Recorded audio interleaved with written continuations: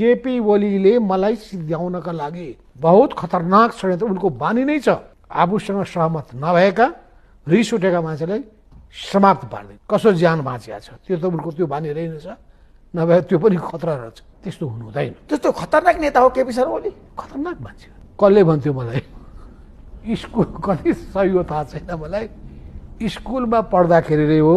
अब तपाईँलाई मैले आज भनिहाल्नु, एउटा बसिरहेको चाहिँ त्यो डेस्कमा केपी ओली बस्ने डेस्कमा अर्को आएर बसिदिएछ।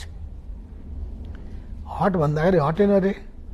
उहिले कति 5-6-8 क्लासमा पढ्दाखेरि त्यो पछि चाहिँ केपी ओली प्रधानमन्त्री भएको बेलामा त्यो को मान्छे हो थाहा पाएर उसको जागिरै खाइदिए भन्छन् है।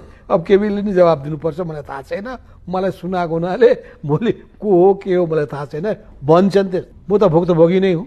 कुनै दिन उनीहरूले मुख खोल्लान् के दबाब कति परेको थियो भन्ने कुरा कसले परेको थियो उहाँहरूले भन्नु होला। अनि म धेरै नभनौँ, यति मात्रै भनौँ, नबिराउनु न डराउनु। पैसा खानका लागि कोही दिने मान्छे हुनुपर्छ, माग्ने र हात पसार्ने मान्छे चाहिन्छ। माधव नेपाल त्यस्तो मान्छे होइन। पतञ्जलि योग प्रकरणमा माधव नेपालले 1 रुपैयाँ पनि पैसा लिनु भएको छैन।